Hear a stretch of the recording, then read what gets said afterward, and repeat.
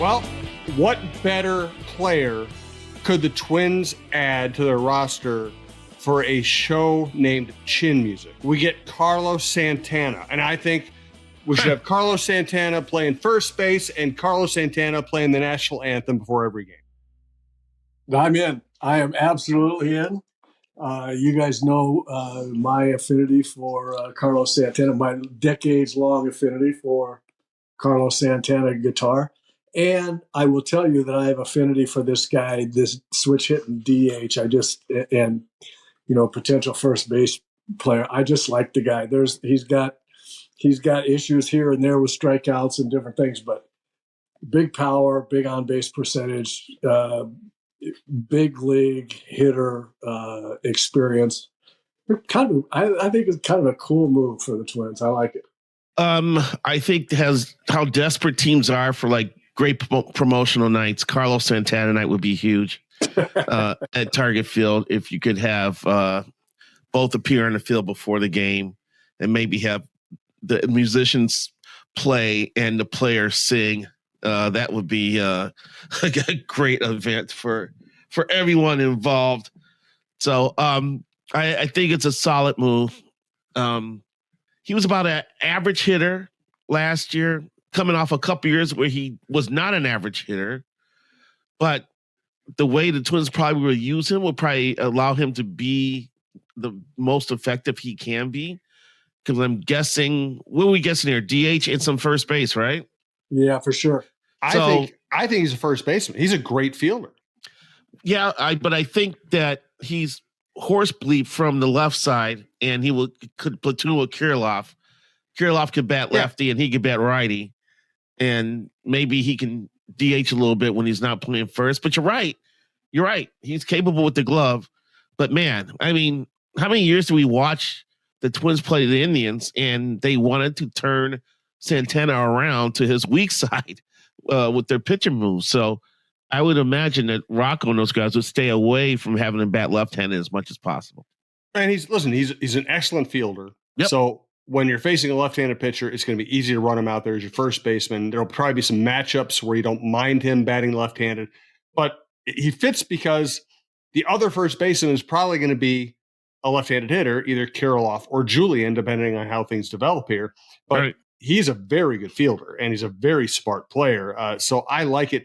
And I think what's fascinating here, you see the trade, the Polanco trade, the Santana signing, what they've done and continuing to add bullpen arm after bullpen arm after bullpen arm is, listen, fans want them to go out and spend $1 billion in free agency every year. It's never going to happen. I don't know why we even have the conversation anymore. But the reality is they've learned the last couple of years that depth is just as important as star power, if not more important. So they have built like a 12-man bullpen. They've built now a player position roster that has incredible depth and flexibility.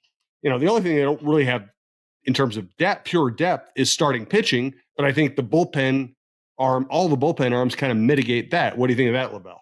Well, I don't think they're done adding. No. They may come up. Because I reached out to someone yesterday and said, when are you guys releasing your spring training invites? He said, situation's still fluid. Mm-hmm. So, I think they're still trying to tweak that. And I think they saw last year the benefit of, I think they know who the key players are. They know the top half of the roster, and they tweaked the bottom half of the roster. They had Farmer and Solano, which, kind of bailed them out when some other guys were struggling during the season. So I think, they're motivated to continue to try to find guys who can strengthen the bottom. And, I respect that. I understand that, because I'm a guy who's always been screaming the best way to build depth is to bring in good people and push down from the top of your roster. But if the top of your roster is already settled, I guess you do have to tweak at the bottom. And they're good at tweaking the bottom of the roster. So I can't wait to see who else they add. And Jim, I also believe, if you think about it too, in terms of production from the first base spot, they'll probably maximize their production with those two guys playing that position. You guys make two really good points there, and I want to kind of punctuate, accentuate.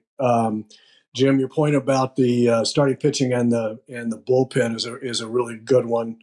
I think it obviously is easier and cheaper to build out the bullpen depth than it is to get a guy that's going to pitch 6 innings every fifth day, right? So they have been unable to get another frontline starter, but I think they have a frontline bullpen, and I think they can't beat them up too much. I mean, they're going to starters will be an issue, as they are for every team, but in the meantime, I think they've done the absolute best that they could, in the situation. So I really like the bullpen. I like, the Topa being part of the Polanco trade, as I said when we talked about the trade last week or so. But the other point is they have a dearth of right-handed hitters.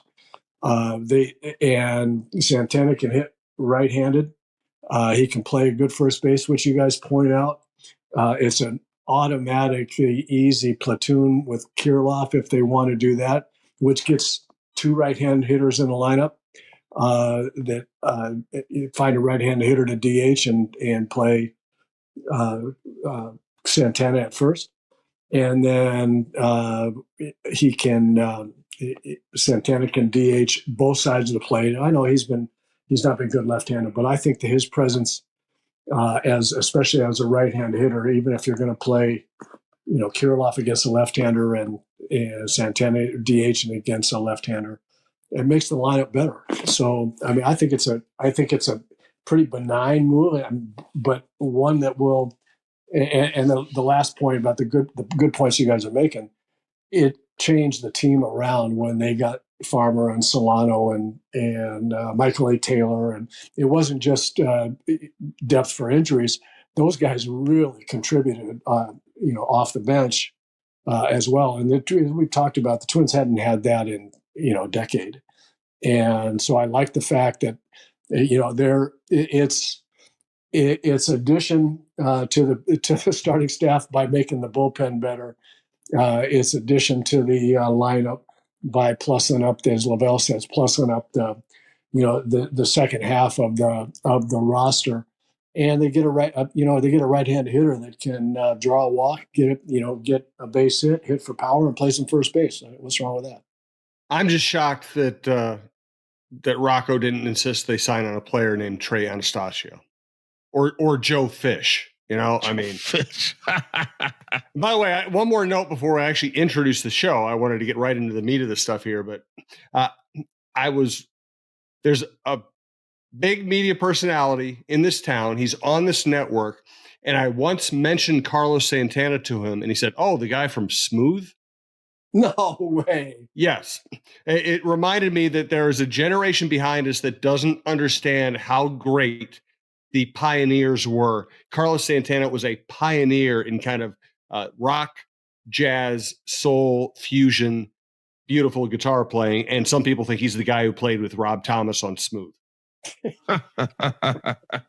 I won't sell the guy out, but it was a dagger to my heart. All right, this is Chin Music. That hurts me right down to my soul. It hurts, man. It freaking hurts. So this is Chin Music. This is our baseball show at talknorth.com. Best way to listen is to subscribe to your favorite podcast app. It's free. It's the easiest way to listen. You can also just go to talknorth.com and find our shows and our archives. We do a lot of storytelling on here, so even the old shows are relevant. We're coming to you from the Aquarius Home Services studio. Brandon Morton is our producer. And we want to thank Aquarius Home Services, TSR Injury Law, and Twill in the Edina Galleria. The lineup today, as it is most days, is Roy Smalley, former Twin Star, current Twins broadcaster, LaVelle E. Neal, Star Tribune columnist. I'm Jim Souhan from the Star Tribune. Is it overstating it to say this is kind of the Nelson Cruz guy they've been seeking the last few years, or is Santana more of a bottom of the order, fill in a spot kind of guy? Well, I think he's not Nelson Cruz. He's not that Nelson Cruz kind of guy. He's not that big a third or fourth place hitter that you just stick him in there and let everybody else get better, around him. But I do think that they needed a right-handed bat, and they need somebody that can be a veteran hitter in the DH spot wherever he hits in the lineup. And they were having catchers, one catcher catch, the other catcher DH once in a while. They were resting Royce Lewis and playing Farmer and having Royce Lewis. I mean, they're moving things all around. I think just to have a guy that you say, okay, you're gonna be the DH, especially against left-handed pitchers. I think that's a big deal in the lineup. I really do. I think the other right-handed hitters, need support in that lineup. The Royce Lewis and Carlos Correa, Buxton. Hopefully is healthy again. Those guys. Need another bat other than what they had. And I think Santana's going to be just fine in that role. Again, as a right-handed hitter.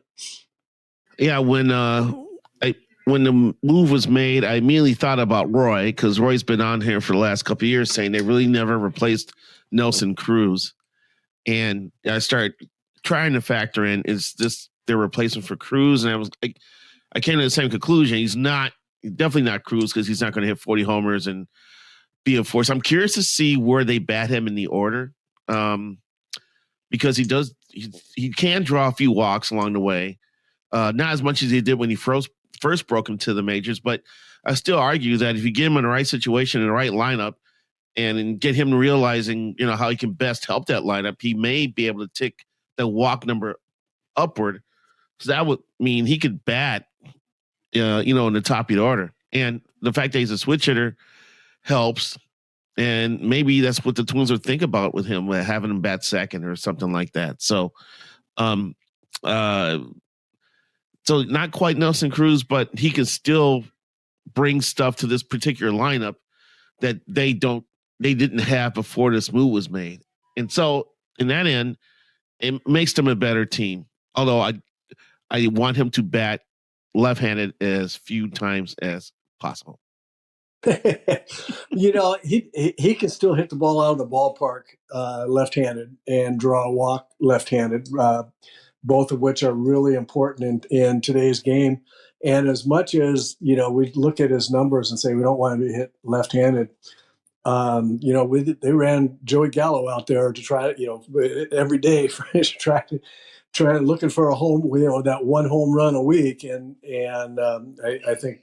I think Santana left-handed is at least like that. So, I mean, you want him as a right-handed batter. There's no question about it.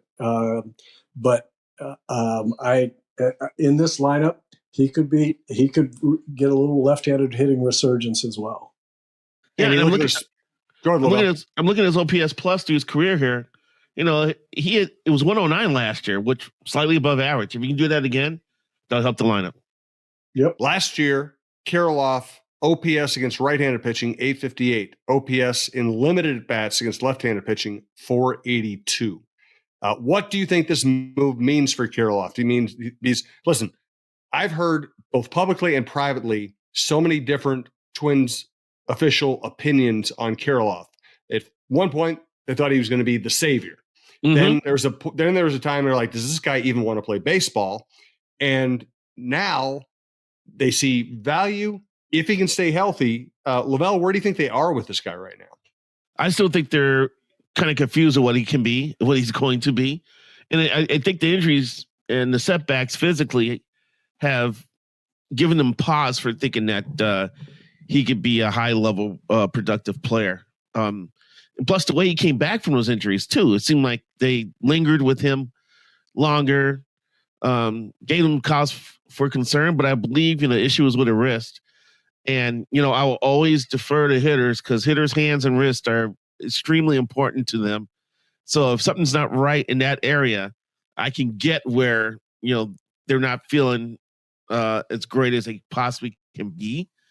But with him, I think the jury's still out. And I think at his age now, it's been several years for Kirilloff. I mean, it goes back drafted in 2018. Is that what it is? They need to see him take that step up because I still think, man, you guys, when he gets in the batter's box, I think he's going to get a hit. I still think that when he comes to the plate, but it has not It has not materialized that way. He's got the ability to drive the ball to the opposite field, which is, a good trait to have, and he can pull the ball. I think he knows what he's doing, but it seems like he's it's not fair, but it seems like he's a greyhound.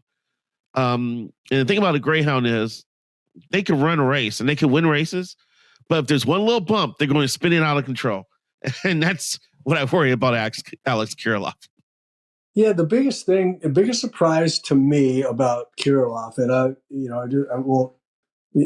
won't say anything about the failure to the injuries and the length of time, that it took him to come back and the setbacks and all that. I mean, I can't have an opinion about a guy's toughness or his ability to play with, get back and play with a little pain, because we don't know what's going on with a guy, and LaVelle's right. I mean, you have a bad wrist, especially where his pain was, and it's you're not the same. And as a young hitter, you go up there and you're worried about catching up with fastball because it hurts when you swing, and then all of a sudden you get in all kinds of bad habits, and that leads me to what I'm most surprised about. I mean, I think I could say, okay, he got some bad habits because his wrist is bad, and he'll overcome that. He's got a great approach. He's got that approach that I liked, the ability to hit the ball the opposite way, the ability to hit the ball out of the ballpark the opposite way, which means that he should hit left-handers. And that's been my biggest surprise. And maybe it's injury risk related, concerned about, letting the ball travel against left-handers so that he's not vulnerable to breaking balls. And if he lets the ball travel, his wrist won't let him catch up with a fastball, that kind of thing. I mean, who knows what that is? But the biggest surprise for me about Kirilloff is, and I don't expect him to hit 300 against left-hand pitching. Not very many left-handed hitters do that anyway. But 250 for him with the approach that he has against left-handed, I think it should be eminently doable. At least 250. To go with what you describe as his statistics, Jim, against right-hand pitching, that's a really solid offense from a guy playing every day. I'm just surprised at how messed up he looked against left-handers the last 2 years that we've seen him. No doubt. All right, let's take care of the business of the business. First of all, check out Don Mitchell's show, Dawn of Sports. LaTroy Hawkins was our guest this week, one of my favorites of all time. Great conversation with him. Check that out. Don has all kinds of different guests. We do a lot of women in sports, but we also hit the men's sports as well. Check it out. Want to let you know that we're coming to you from the Aquarius Home Services studio, and we want to thank Aquarius Home Services. Scott for Aquarius, wishing you a happy new year. And happy, how can we be only halfway through winter? Want some good news? Now is the time to replace your old furnace and AC with a new high-efficiency whole home heating and cooling system. Because at Aquarius, you can install it now and not pay a penny until next year. Visit AquariusHomeservices.com and schedule your free estimate today. Financing offers subject to available credit. Aquarius, earning the right to be recommended. Thanks also to TSR Injury Law. As Steve Terry always says, all you need to remember, 612-TSR-TIME. If you're injured, call that number, 612-TSR-TIME. They'll take good care of you. I guarantee it. Also want to thank my friend Scott Dayton, Twill by Scott Dayton, Edina Galleria, my favorite men's clothing store. I've had a series of events where I didn't want to look like a complete slob, and everything I wore was from Twill.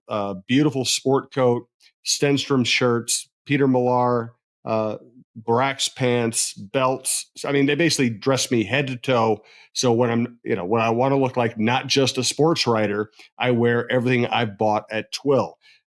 They've had a sale going on this winter, 40% off stuff they're trying to move out of the way for inventory reasons. They don't have many sales. Highly recommend, whether it's on sale or not, going there. You'll buy clothes you will have the rest of your life. They're durable. They will make you look better. TwillMN.com, Twill in the Edina Galleria. LaVelle, we missed you last week, so we didn't get to talk to you. Just give us your final wrap-up thoughts on Joe Mauer and this Hall of Fame class. I'm thrilled that he got in. I always thought he was a Hall of Famer. I wasn't sure if he was going to get on the first ballot. But it kind of reinforces my opinion on how the writer's DNA is. I think people drill down on stats more, and I think the writers looked at him and saw his 10 years as a catcher, being elite, being, possibly the best catcher in baseball for several of those years. And that was enough for them to overlook the 5 years he was a first baseman. I also think that it's in the writer's DNA to err toward the side of a likable person. And Joe definitely is a likable guy. I don't know if anyone has ever disliked Joe Mauer other than pitchers who have thrown to him. So I think that the writers, since he wasn't a jerk or was not standoffish or offish or would blow off reporters, I think that also factored into the support he got in his first year on the ballot. So it's cool. It's great for him. It's great for this community. It's amazing for St. Paul. I just can't believe that town has Winfield, Molitor, Jack Morris, and Mauer as Hall of Famers, all within, I think, 7.5 miles of each other, growing up in that town.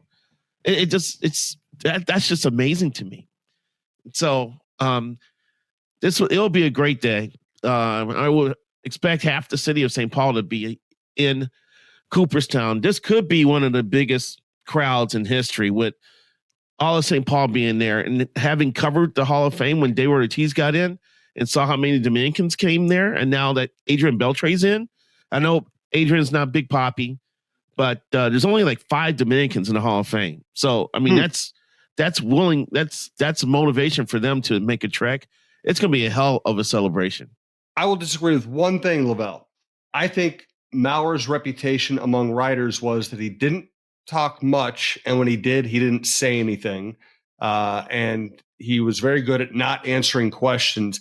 I don't think he won points with his personality. I think this was a purely people going back and looking at his career, looking at achievements and numbers, and saying he's just a Hall of Famer. Well, I will say this. I hear what you're saying. I'm saying that he wasn't a prick. And I think that that's true.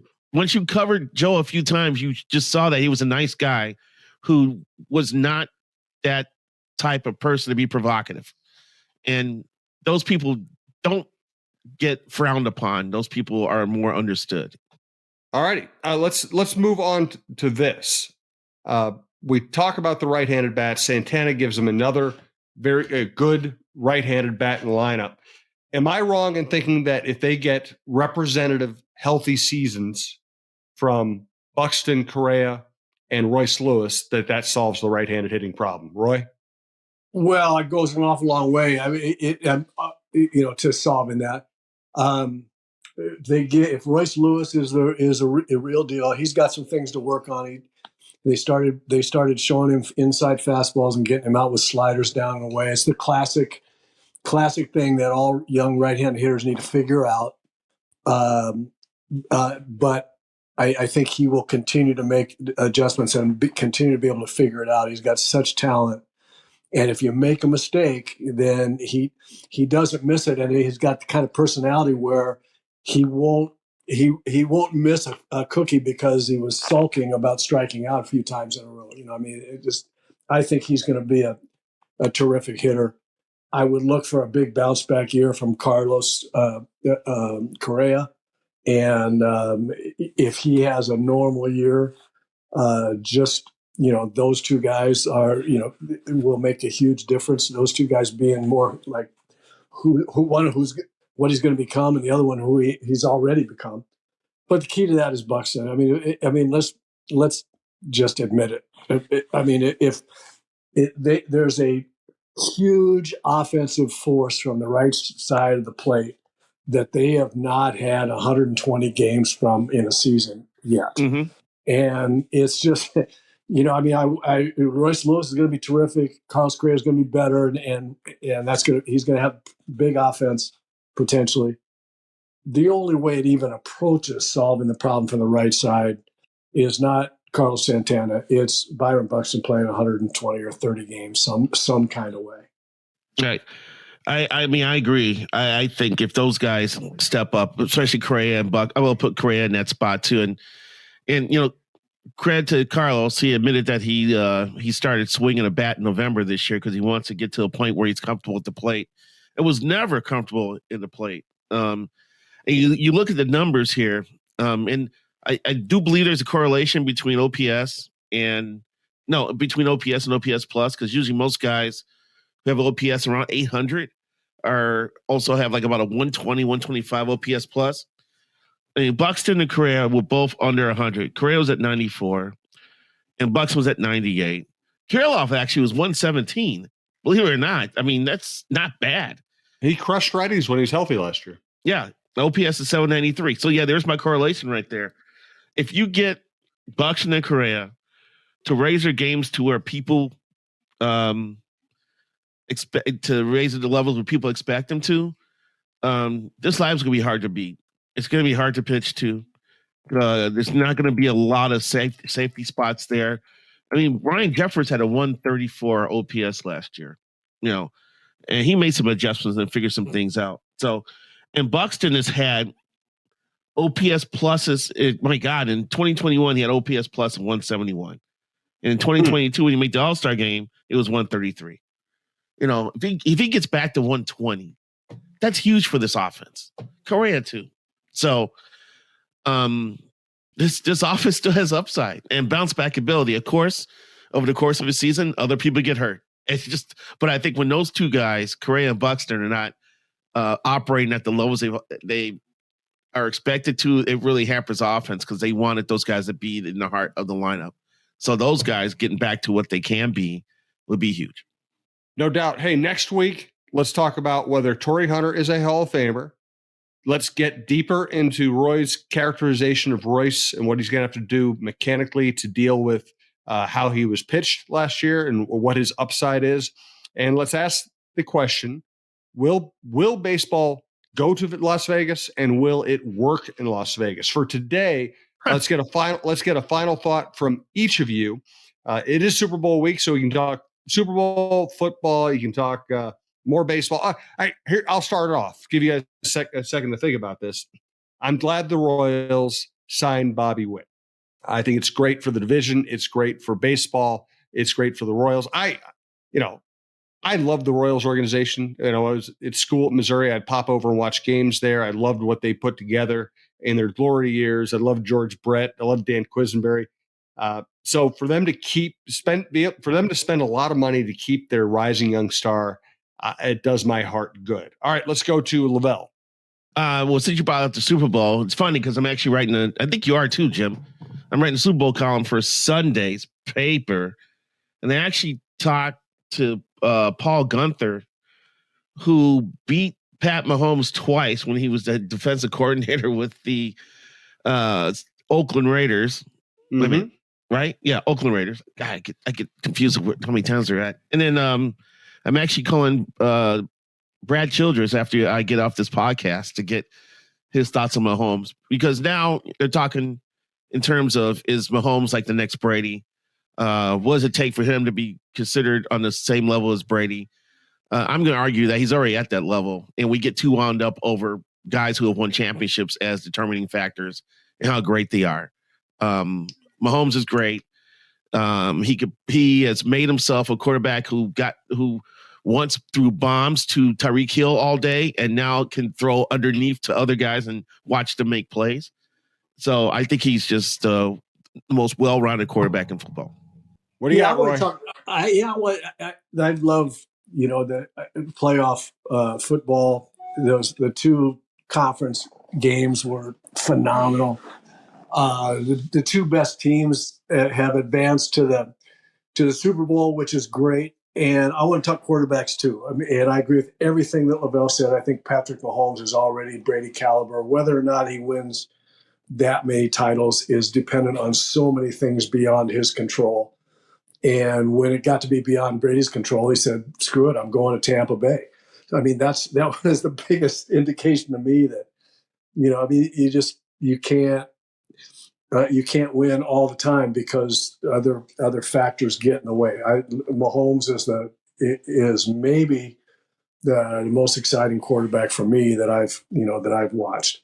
But I want to talk about Brock Purdy just for a second, because here's a guy that, you talk about Rodney Dangerfield getting no respect. Here's a guy, the last guy in the draft, picked in the draft, And now within 2 years, he's led his team to the Super Bowl. And I just don't think there's anywhere near as enough recognition and admiration for what that kid has done at his age, with the pressure that he stepped into, and be able to, in the pressure of the games, and be able to deliver the way he's delivered. I don't know what it's going to be like he's going to be like in the Super Bowl. I mean, that's a level of pressure that no one faces at all. But here he is, and I just wouldn't bet against him. I wouldn't bet that he was going to have a bad game. He's a competitor. He's done incredible things. And I just think that he deserves an awful lot more respect for being terrific than he's gotten. And way too many people make the mistake, because he's surrounded by a lot of talent and a great offensive coach, that he's some kind of a game manager plugger. You got to look at the metrics. The metrics say he makes more big plays than anybody. He throws the ball deep downfield. He runs extremely well. He scrambles well. He's led them on big comebacks. The worst you can rate him is that he is a very good NFL quarterback. Now he has a chance to prove he's even better than that Sunday and in the coming years, but he's not a game manager. He's not a limited player. He's not a plugger. He's a very good NFL quarterback, at least. Agreed. All right. That wraps it up. We agree on something. Amazing. So next week, it'll be LaVelle and myself. We're going to talk about Torrey Hunter and Andrew Jones, whether they should be in the Hall of Fame. When Roy gets back, we'll talk about Royce Lewis's hitting mechanics. We'll talk about LaVelle, and I will talk about Vegas, because he knows Vegas. For now, thank you for listening. We appreciate it. Check out talknorth.com for all of our other shows, and LaVelle and I will talk to you next week. Yeah, I would just say LaVelle knows Vegas, but what he knows has to stay in Vegas. Yes, it does. Well, that will be next week's show. Will be, what can I get LaVelle to actually not leave in Vegas? All right, guys.